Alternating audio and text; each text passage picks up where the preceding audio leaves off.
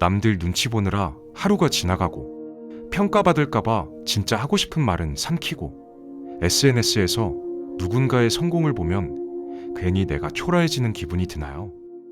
더 심각한 건 이 패턴이 반복되면서 점점 내가 누군지조차 모르게 된다는 겁니다.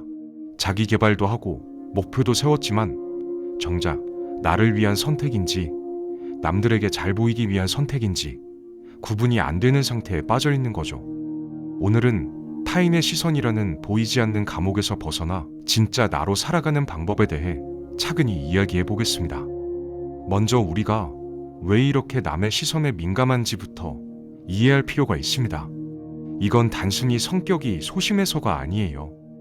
인간은 사회적 동물이기 때문에 집단에서 배제되는 걸 본능적으로 두려워하도록 진화했거든요. 원시 시대에는 무리에서 쫓겨나는 게 곧 죽음을 의미했으니까요. 그래서 우리 뇌는 다른 사람들이 나를 어떻게 볼지 끊임없이 계산하고 예측하는 겁니다. 이 자체는 자연스러운 현상이에요.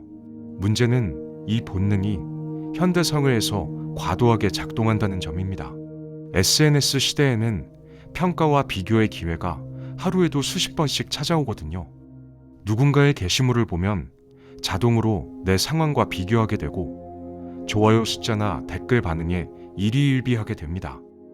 이렇게 되면 내가 뭘 원하는지보다 남들이 뭘 좋아할지가 더 중요해지는 거죠. 내 인생의 주인공이 나에서 타인으로 바뀌어 버리는 겁니다. 여기서 중요한 개념이 하나 있습니다. 바로 조명 효과라는 건데요.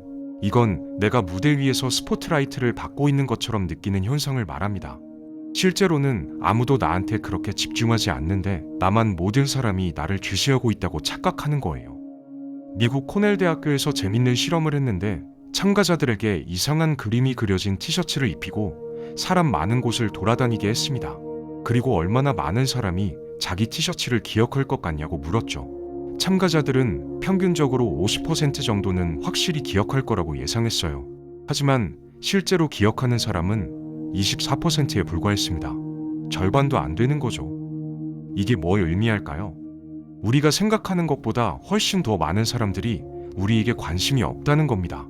각자 자기 인생 살기 바빠서 남의 실수나 행동을 그렇게 오래 기억하지 않아요. 이 사실을 받아들이는 것만으로도 많은 불안에서 해방될 수 있습니다.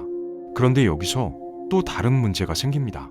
설령 남들이 나한테 별 관심이 없다는 걸 머리로는 알아도 감정은 쉽게 따라오지 않는다는 거예요. 왜 그럴까요? 그건 우리가 어렸을 때 받은 상처와 연결되는 경우가 많습니다. 부모님이 지나치게 엄격했거나 감정 기복이 심했던 경우, 친구들에게 따돌림을 당했던 경우, 선생님한테 창피를 당했던 경험이 있는 경우 말이죠. 이런 경험을 하면 내가 괜찮은 사람이라는 확신을 갖기 어려워집니다. 그래서 계속 타인의 반응을 통해 내가 괜찮은 사람인지 확인받으려고 하는 겁니다. 어렸을 때는 이게 생존 전략이었어요. 부모님이나 선생님의 비위를 맞춰야 안전했으니까요. 문제는 이 패턴이 어른이 돼서도 그대로 유지된다는 점입니다. 이제는 그렇게까지 눈치 보지 않아도 살아갈 수 있는데 습관적으로 계속 타인을 의식하는 거죠. 이 패턴을 깨려면 먼저 그 안에 숨어있는 상처받은 내면 아이를 돌봐야 합니다. 내면 아이라는 개념이 좀 추상적으로 느껴질 수 있는데 쉽게 설명하면 이렇습니다. 지금 당신이 누군가 앞에서 과도하게 긴장하거나 눈치를 볼 때 그건 어른인 당신이 반응하는 게 아니에요. 어렸을 때 상처받았던 그 아이가 여전히 두려워하고 있는 겁니다. 겁먹은 강아지처럼 떨고 있는 그 아이를 상상해 보세요. 그 아이한테 필요한 건 뭘까요? 누군가 안아주고 괜찮다고 말해주는 거죠. 그 역할을 이제는 어른이 된 내가 해줘야 합니다. 구체적으로 어떻게 할 수 있을까요? 가장 효과적인 방법은 글쓰기입니다. 감정일기라고 부르는 건데 지금 내가 느끼는 감정을 구체적으로 언어화하는 거예요. 예를 들어 공허감이 느껴진다면 그 공허감이 몸 어디에서 어떻게 느껴지는지 써봅니다. 가슴이 텅 빈 것 같은지, 뱃속이 허한지, 목이 막힌 것 같은지 자세히 관찰하는 거죠. 그리고 그 감정 때문에 어떤 생각이 떠오르는지, 그 생각이 또 어떤 감정을 불러일으키는지 계속 써나가는 겁니다. 이렇게 쓰다 보면 신기하게도 연결고리가 보이기 시작합니다. 아, 내가 이 상황에서 불안한 건 어렸을 때 그 경험 때문이구나 하는 식으로요. 이걸 깨닫는 것만으로도 상당히 많은 부분이 완화됩니다. 왜냐하면 지금의 나와 과거의 나를 분리할 수 있게 되거든요. 그때는 어렸으니까 그렇게 반응할 수밖에 없었지만 지금의 나는 충분히 이 상황을 다룰 힘이 있다는 걸 알게 되는 겁니다. 다음 단계는 그 내면 아이에게 편지를 쓰는 거예요. 처음엔 좀 어색하고 낯설 수 있어요. 하지만 막상 써보면 생각보다 할 말이 많다는 걸 알게 됩니다. 오늘 정말 고생했어. 너 충분히 잘했어. 괜찮아. 이런 말들을 직접 써보는 거죠. 말로 하는 것보다 글로 쓰는 게 훨씬 효과적입니다. 시각적으로 확인할 수 있고 나중에 다시 읽어볼 수도 있으니까요. 이 과정을 꾸준히 반복하면 내가 나를 돌보는 힘이 생깁니다. 여기서 중요한 건 매일 밤 자기 전에 나한테 한마디라도 건네는 습관을 들이는 거예요. 오늘 하루 정신없이 바쁘게 보내고 나면 마음이 공허한 느낌이 들 때가 있잖아요. 그때 그냥 잠들지 말고 잠깐이라도 나한테 말을 거는 겁니다. 진짜 피곤했지? 그래도 잘 버텼어? 수고했어? 이런 간단한 말이라도 해주면 마음이 한결 편안해집니다. 이게 쌓이면 내가 나를 인정해주는 힘이 생기고 그러면 타인의 인정에 덜 목마르게 되는 거죠. 타인의 시선에서 자유로워지려면 또 하나 중요한 게 있습니다. 바로 내가 집중해야 할 사람을 구분하는 능력이에요. 세상에는 두 종류의 사람이 있습니다. 내가 아무리 잘해도 욕할 사람과 내가 실수해도 지지해줄 사람. 우리는 흔히 첫 번째 사람들한테 인정받으려고 에너지를 쏟는데 이게 가장 비효율적입니다. 그 사람들은 애초에 나한테 관심이 없거나 악의가 있는 경우거든요. 대신 집중해야 할 건 두 번째 사람들입니다. 내가 완벽하지 않아도 지지해주는 사람들이죠. 가족일 수도 있고 친한 친구일 수도 있고 멘토일 수도 있어요. 적어도 한두 명은 있을 겁니다. 이 사람들을 기억하면서 행동하는 거예요. 내가 실수하거나 부족한 모습을 보여도 이 사람들은 나를 믿어줄 거야 하는 확신을 갖고요. 그러면 다른 사람들의 평가가 덜 무섭게 느껴집니다. 여기서 한 가지 역설적인 사실이 있습니다. 실수를 두려워해서 완벽하게 하려고 하면 오히려 성장 기회를 놓치게 된다는 거예요. 왜냐하면 피드백을 받을 기회가 사라지니까요. 완벽하게 준비해서 내놓으면 누구도 뭐라 할 게 없겠지만 동시에 내가 놓친 부분이 뭔지도 알 수 없습니다. 반면 적당히 내놓고 피드백을 받으면 그걸 통해 더 나은 방향을 찾을 수 있어요. 모든 피드백을 다 받아들이라는 건 아니에요. 필터링이 필요하죠. 비난하는 말 중에도 두 종류가 있습니다. 그냥 악의적으로 공격하는 말과 진짜 나를 생각해서 해주는 조언.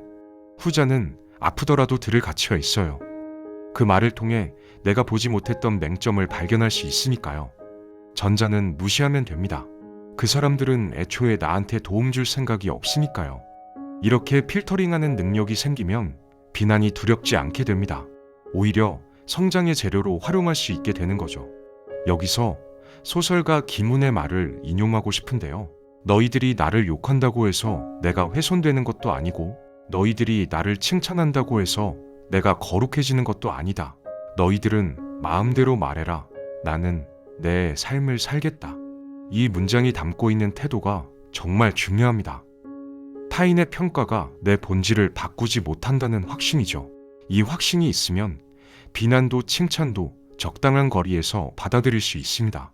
그런데 이런 태도를 갖기 위해서는 나에 대한 확신이 먼저 있어야 합니다. 내가 어떤 사람인지, 무엇을 중요하게 여기는지, 어떻게 살고 싶은지에 대한 명확한 기준이 있어야 하는 거죠. 이게 없으면 계속 흔들립니다. 누가 좋다고 하면 기분 좋고, 누가 나쁘다고 하면 무너지고, 이건 내 인생의 핸들을 남한테 맡긴 상태예요. 핸들을 다시 내가 잡으려면 나만의 기준을 세워야 합니다. 그 기준을 세우는 방법은 간단합니다. 나는 어떤 사람일 때 가장 나답다고 느끼는지 생각해 보는 거예요. 친절할 때인지, 솔직할 때인지, 창의적일 때인지, 조용히 집중할 때인지, 이런 걸 찾아내면 그게 내 기준이 됩니다. 그리고 하루를 살면서 이 기준에 맞게 행동했는지를 점검하는 거죠. 남들이 뭐라 하든 오늘 나는 나답게 살았는가? 이 질문에 답할 수 있으면 충분합니다.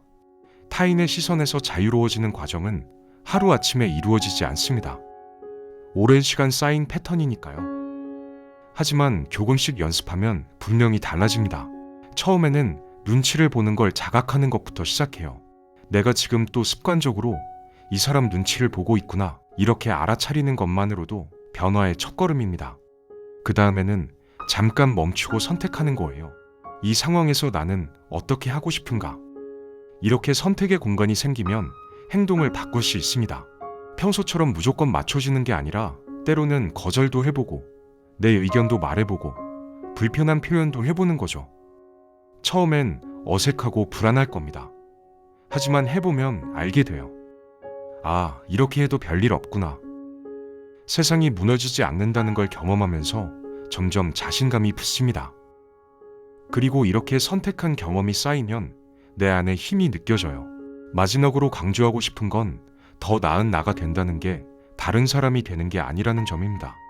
많은 사람들이 자기 개발하면서 자기 자신을 부정하는데 그건 방향이 잘못됐어요. 눈치를 많이 보는 성향 자체는 나쁜 게 아닙니다. 오히려 세심하고 배려심이 있다는 뜻이거든요. 문제는 그 과정에서 나를 잃어버리는 거죠. 그러니까 눈치를 아예 안 보는 사람이 되려고 하지 마세요. 대신 눈치를 보더라도 나를 잃지 않는 사람이 되면 됩니다. 진짜 나다운 나가 된다는 건 내 약점까지 포함해서 나를 받아들이는 겁니다. 나는 원래 좀 눈치를 보는 사람이야. 그래도 괜찮아. 이렇게 인정하고 나면 오히려 편해집니다. 완벽한 사람이 되려는 압박에서 벗어나니까요. 그리고 그 상태에서 조금씩 나를 위한 선택을 늘려가는 거예요. 어제보다 오늘 한 번 더 내 의견을 말했다. 이 정도면 충분합니다. 결국 타인의 시선에서 자유로워진다는 건 남을 무시하거나 이기적으로 사는 게 아닙니다. 내 인생의 주인공이 나라는 걸 잊지 않는 거예요. 남들의 평가는 참고사항일 뿐 결정권은 나한테 있다는 확신을 갖는 겁니다. 그 확신이 있으면 비난도 칭찬도 적절한 거리에서 받아들일 수 있고 내가 정말 원하는 방향으로 살아갈 수 있습니다. 자기계발 강박에서 벗어나고 목표 집착에서 벗어나고 이제 마지막으로 타인의 시선에서도 벗어나세요. 그때 비로소 당신은 온전히 당신으로 살 수 있습니다. 여기까지 함께 해주셔서 감사합니다.